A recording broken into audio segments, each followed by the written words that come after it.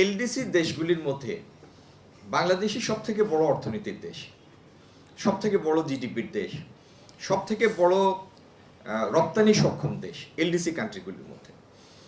এবং এলডিসির জন্য যে সমস্ত সুযোগ সুবিধা দেয়া হয়েছিল সেগুলির মধ্যে অর্ধেকের বেশি আমরা ইউটিলাইজ করেছি।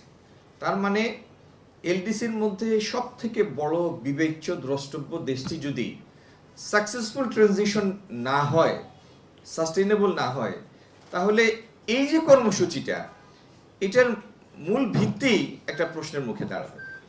তো আগামী দিনে আমরা আমাদের এই উত্তরণটাকে সাস্টেইনেবল করার জন্য যে কাজটা করতে চাই, একটা হলো 3 বছর পিছানোর জন্য আমরা অনুরোধ করেছি। 3 বছর পিছানো মানে এই থিম থেকে বের হয়ে আসা না। এই 3 বছরও পুরো হবে এই সরকারের মেয়াদকালে। 5 বছরের জন্য আপনারা আমাদেরকে দায়িত্ব দিয়েছেন। তো 3 বছর পরে আমাদের হাতে ইনশাল্লাহ সেই উত্তরণটা হবে, যদি 3 বছরের এক্সটেনশনটা আমরা পাই। আলটিমেটলি তো এটা ইউএন জেনারেল অ্যাসেম্বলি অ্যাপ্রুভ করতে হবে। প্রিপারেশনগুলি কী কী?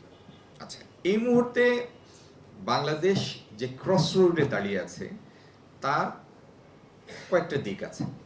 একটা হলো,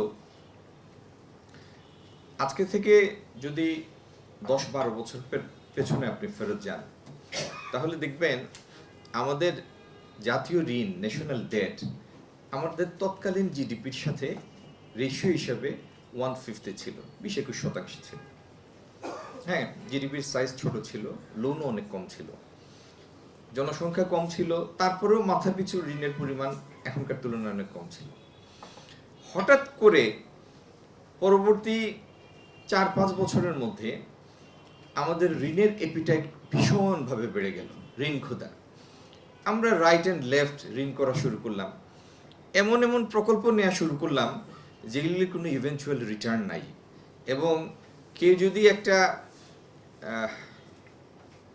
সেনিটি নিয়ে, স্বাভাবিকতা নিয়ে, ঠান্ডা মাথায় এগুলির উপযোগিতা বিচার বিবেচনা করে, তাহলে মাথায় হাত দেওয়া ছাড়া কোনো উপায় থাকবে না। যে কারণে দেখা গেল অল্প সময়ে এত ঋণ যেগুলির রিটার্ন নাই। আচ্ছা, ঋণটা নেয় কেন? একটা বেসিক কনসেপ্ট হচ্ছে, আপনি ঋণ নিয়ে যে সমস্ত অবকাঠামো নির্মাণ করলেন, যে ইনফ্রাস্ট্রাকচার ডেভেলপ করলেন, যদি আপনি মার্কেট ইকোনমিতে থাকেন বা মিক্সড ইকোনমিতে থাকেন, তো সেই ইনফ্রাস্ট্রাকচার তৈরির লক্ষ্য হচ্ছে যাতে এটার উপর ভর করে বেশি বেশি ব্যক্তি খাতের বিনিয়োগ আসে। এবং সেই বিনিয়োগ তৈরি হলে দুইটা ঘটনা ঘটবে। এক, অনেকগুলি এমপ্লয়মেন্ট ক্রিয়েট হবে, আপনার কর্মসংস্থানের সমস্যা মিটবে। 2, এই বিনিয়োগের ফলে যে রাজস্ব আসবে এবং সৃষ্ট কর্মসংস্থানের ফলে যে অর্থনীতিতে যে যোগদানটা ঘটবে, যে মাল্টিপ্লায়ার ইফেক্ট হবে, এটার কারণে ন্যাশনাল কফারে বেশি বেশি বেশি বেশি রাজস্ব আসবে।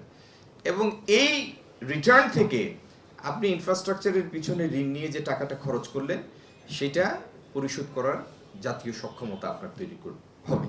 এটা হচ্ছে বেসিক কনসেপ্ট। এখন যদি আপনি যে বিনিয়োগ করলেন সেটার কারণে যদি বিনিয়োগ, মানে আপনি যে ইনফ্রাস্ট্রাকচার তৈরির জন্য যে ঋণ করলেন, সেই ঋণটা যদি ডিসপ্রপোর্শনেট হয়, 5 টাকার প্রজেক্টে যদি 15 টাকার ঋণ করে থাকেন, এখানে আপনি প্রজেক্টের মানে এটার সম্ভাব্যতা, উপযোগিতার একটা ক্ষতি করলেন। দ্বিতীয় হলো, এটার যদি স্পষ্ট কোনো রিটার্ন না থাকে, তাহলে প্রজেক্টটা উদ্দেশ্যবিহীন, তার মানে এটার বিনিয়োগটা জ্বলে গেল, রিটার্ন নাই। তৃতীয় হলো, এটার উপরে ভর করে যদি যথেষ্ট বিনিয়োগ না হয়, তাহলে পুরোটাই জ্বলে গেল। তো বাংলাদেশের ক্ষেত্রে এই 3 ঘটনা ঘটার পরে গত কয়েক বছরে দেখা গেল যে আমরা অল্প সময়ে অনেক বেশি ঋণ নিয়েছি, কিন্তু বাস্তবিকভাবে আমাদের অর্থনীতির সম্প্রসারণ সেইভাবে ঘটে নাই, সেইভাবে বিনিয়োগ আসে নাই, সেইভাবে কর্মসংস্থান সৃষ্টি হয়নি।